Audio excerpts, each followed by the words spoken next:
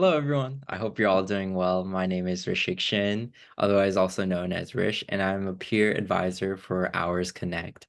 And today I'll be doing an Hours Library workshop, unlocking research skills. So essentially, this will be like a little workshop for you guys to get to know a little bit more about the library, the resources they offer, and how you guys can really implement that into your projects, your articles, your assignments, whether it's for a research lab or even one of your own classrooms.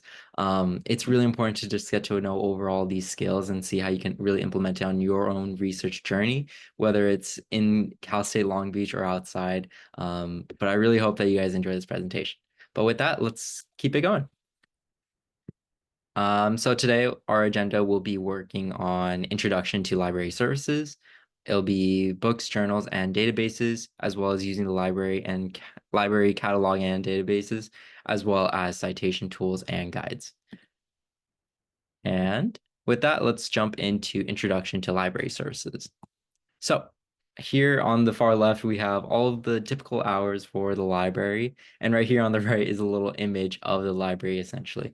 So on the left, those are the hours that are typically around the semester, but with finals weeks and holidays, I did include a QR code below to see specific hours that you can actually find throughout the school year.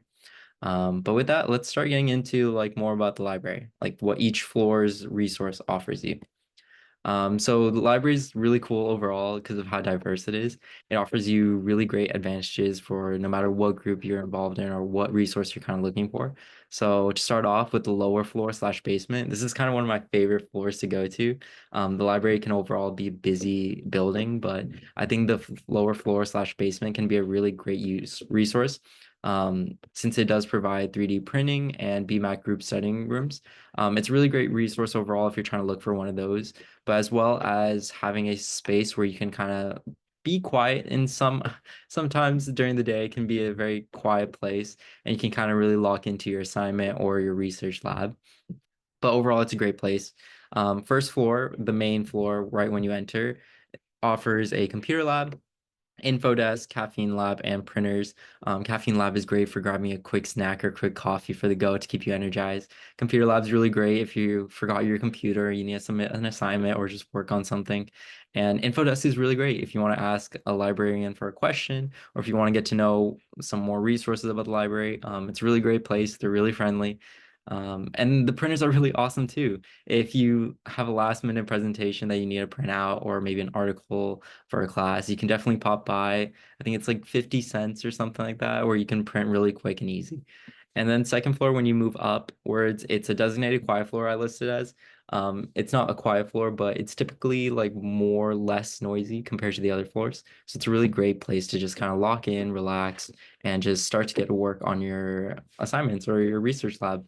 Um, but yeah, they also offer graduate center offices. This is really cool if you want to get in touch with an advisor about moving forward in graduate school. Maybe you're looking into a master's program, a PhD, or maybe even nursing, stuff like that. You can definitely pop by and ask a quick question, see what application processes are like, when to apply, specific requirements you need, stuff like that, where you can really just pop by and get that resource. It's really great to utilize. Next up is third floor, and this will be generally kind of the same. It'll be a group studying area, and there are archives present. So overall, it's a great floor if you want to find more room to study. But yeah, and then fourth floor is the designated quiet study area. So this is actually the quiet floor if you're looking for just complete silence, you're just trying to complete your work and get stuff done. So it's a really great floor if you want that. And it also does provide librarian offices where you can kind of go in and like meet them in person and kind of ask your questions about the library. And fifth floor, the most popular study area. This is a really great floor. Everyone's go-to. If you're trying to work with a group, maybe there's TVs there where you can present your work and do presentations, really collaborate with one another on what you guys are doing. They offer great views. There, right here on the right, you can kind of see the pyramid peeking out. And then as well as on the other side of the floor, there's a little bit of the ocean that you can see, but it has really great diverse studying areas, which are great to enhance like your creativity and kind of lock in. Another aspect that's offered is the University Honors Room. So if you are in the honors program at Cal State Long Beach, you can definitely pop by and utilize this room, whether it's speaking to advisors, gathering resources, or just having a place to kind of really relax. This is a room for you then. But besides that, there's also the technology help desk, which is really great for troubleshooting any like technology stuff. Um, and overall, just asking some general questions about your technology stuff like that. But yeah, moving forward, we'll kind of be going over into the Intro to University Library Canvas. And essentially, this is kind of just exploring this Canvas page. If you are enrolled at Cal State Long Beach, which I hope you are if you're watching this video, you do have this little Canvas, little pop-up within your Canvas page. And we'll kind of take a moment to kind of explore that as well. And so give me one moment. All right. And here we are. So once you click that module and you enter the Canvas page, you'll be kind of like guided here to the home page. And it'll be like a lot of information right here, but a little bit of an acknowledgement on like what they provide to like succeed in this course. But right here, if you click start here, you can kind of like really work your way through. Just give me 1 second. A little Wi-Fi. All right. And yeah, so right when you enter, it's like a little bit of a summary on like this is being the library course. Essentially, it's not for like a grade or anything. It's more so for them to provide a resource, as well as like providing a video as well on how to walk through this Canvas page. So if you feel like maybe you need a more in-depth like kind of overview, or if you have more questions after this video, you can definitely come back here and refer to more. But essentially, this will be like a little summary on what librarians are kind of preparing you for and getting you ready. This one right here just shows like a list of all the modules that are offered right here in the modules tab. And it'll kind of show like the knowledge checks, quizzes offered, and like what they're really like having you learn throughout. So if you're trying to find a book, there's some like ways on like how you can really like utilize the resources such as like finding the databases through Cal State Long Beach, citing your resources. These are like kind of small things we'll touch up on this workshop. But if you want more in-depth, definitely check out this Canvas page. It's provided for you guys as a resource, something to help you not even within the university, but as well as outside when you're trying to like find those resources. But essentially this will be the get started page. So it's a really great place to get started. If we return back to the home page, we can again see all those modules listed right here, from finding a book, finding an article, citing your sources, printing, as well as like giving them more feedback. So if you feel like this Canvas page is missing something and you want something more offered, definitely click on that. You can respond to the announcement here and ask for like specific feedback you want to give. But it's really great. And something I really want to highlight is the My Textbooks Hub. So right here, when you click it, and especially you'll notice this on all of your classes homepage, you'll see that it offers all of the textbooks that are for that class specifically. So right here, we'll just see like an example of the bookshelf tutorial, but essentially for your other classes, you might have like the ones listed here. And that's when you can kind of opt in or opt out within your first 2 weeks of the semester. But with that, let's get back to our presentation. All right. So next up will be articles, journals, and databases. So jumping in, it'll be what's the difference? So difference for an article, a single document that covers one topic, kind of like the contents of a file. And journals are more of a collection of related articles, much like the files contained within a file cabinet drawer. So it's more like the drawer file. And then articles can maybe related generally or narrowly. And then databases are a collection of journals generally arranged by subject, much like the content of an entire file cabinet. So that's kind of like a generic way of how you can look at it. It's really cool. It's something that you're going to really get into more when you do research. And we'll kind of explore like search engines as well. Long Beach offers OneSearch as well as other universities. And search engines are essentially a collection of databases. Their common search engines can be such as Academic Search Complete, LexisNexis, and Google Scholar. And next up, we'll kind of go over peer-reviewed and non-peer-reviewed articles. And some examples of this can just be like magazines not being peer reviewed. It's directly from the publisher. They just want the audience to see what they're gaining for and get that exact.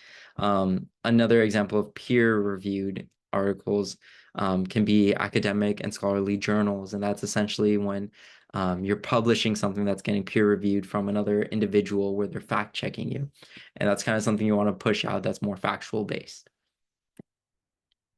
So this is kind of like a little image I found that really shows like the peer review process. So essentially when you are creating your article, your journal, your book, stuff like that, to get started with the peer review process, we can see that the author writes and submits an article manuscript to a journal.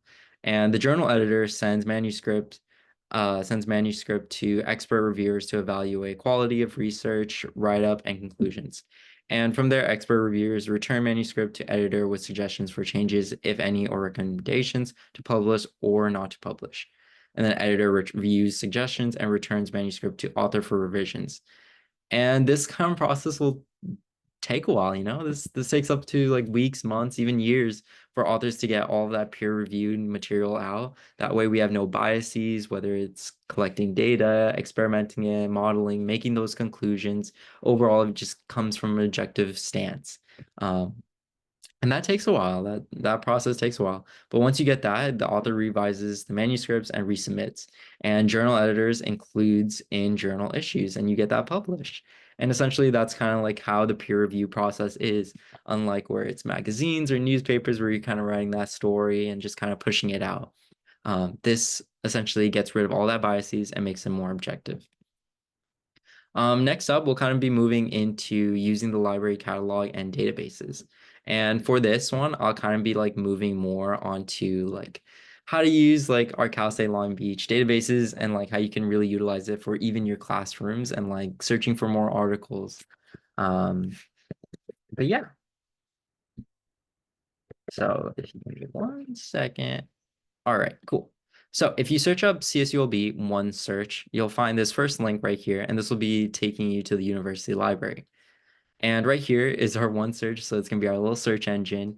And below we'll have advanced search, databases, research guides, and then help with one search as well. So if you need more additional help, you can definitely go here and like find more information right here. But today I'll be kind of like covering more about databases and research guides. So essentially, if you're looking for some topic, you can find it right here. So if we go to databases right here, we can find specific information. And this will be all in order from A through Z.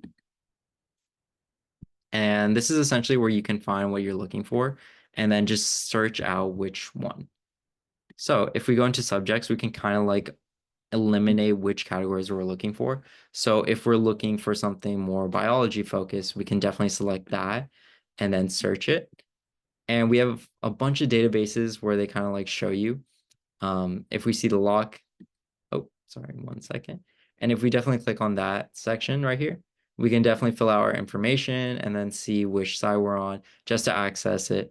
And this gives us less of a restriction because we are Cal State Long Beach students and we have access to those databases where it's more research articles focused on biology in this sense, and it'll have specific departments.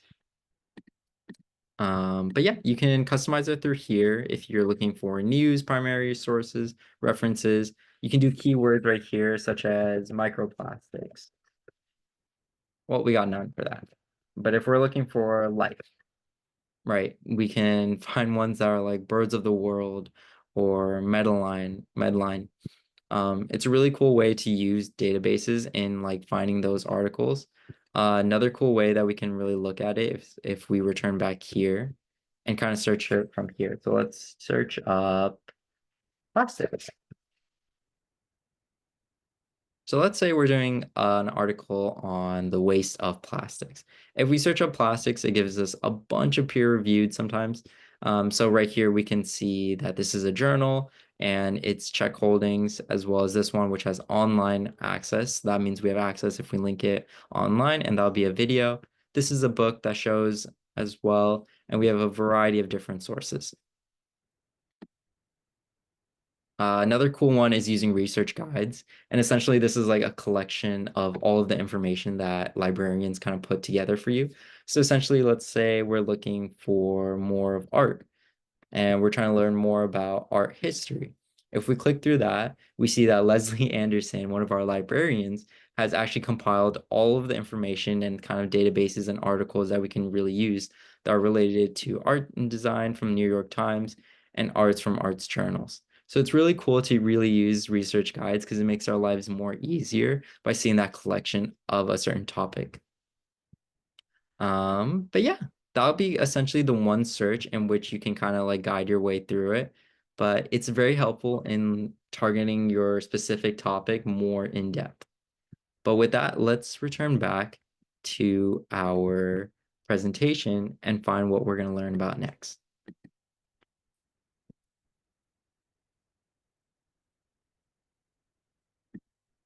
All right, 1 second.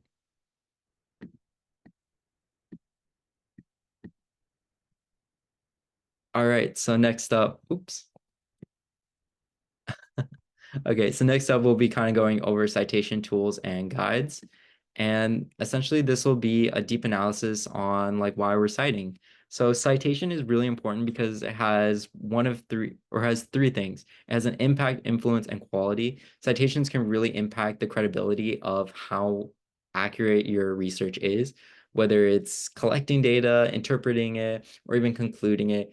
It shows that you have a strong build by citing your sources on where you're getting this from, how you did your procedure, as well as the influence. It influences others to be inspired by a scientific approach, whether it's backed up or not. It definitely creates that influence, as well as quality by showing that the steps you did take for it were measured accurately and taken to precaution. And this is great because it overall provides well for scholarly work, such as us, where we can really benefit from it. Oops, just give me 1 second. Acting a little slow today. All right, and so types of citing that we'll kind of go through is Chicago, MLA, and APA. And these are just common ones that you'll also find out throughout your classroom. All right, so for our first one, we have MLA citation. And this will be kind of like an example of how we can see it. And you can screenshot this and reference this for later as well to make it easy when you're citing it for essays and stuff. But even in lab reports, we see MLA citation. So an example of this can be the last and first name, the title of the essay or article that you're using, title of the collection edited by the editor's slash author's name. You can do the publisher's name as well as the year, and then the page range of entries. So this could be like the pages that you use. So in the bottom one, we can see an example of where we have the authors, title, and then the collection number. And then we have the editor's names, publisher, year, and page. So that's essentially like an example of which you can use. And it kind of really accurately shows on like how you're really referencing the information that you use. Next is APA. So APA is going to work like this, where you have a reviewer, AA, and this will be kind of represented like this. And then you'll have the year as well as the review of the book, and then the title of the book, as well as the author stated by the journal name, and then the volume issue, as well as the page number that you referenced. Next up is Chicago. So essentially this will be the authors, the title of the web page, name of website, month, day, and year, as well as the URL. And this will be kind of like a bibliography formatting, as well as a note formatting. If you do want to know, it'll be first, last name, book, publication, publisher, and publication year, as well as page number. And as well as if you'd like to take a screenshot, I do recommend. These are really great to keep on hand, whether you're working on a research article for your professor or if you're working in the classroom. It's really great to know how to formatting Chicago, APA, and MLA. So another thing I really want to share off are our campus resources. So one of the first ones is our Office of Undergraduate Research Services, and that's ours. And if you can see right here, it's the location of our office as well as our email, and this is a QR code to our website. Same will go for the Career Development Center as well, CDC, and our University Writing Center as well. So if you like, you can take a screenshot right there. But yeah.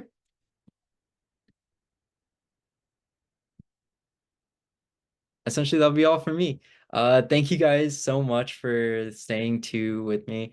And if you have any other questions, please ask your peer mentor like me or a librarian expert. Thank you all so much. Have a great day.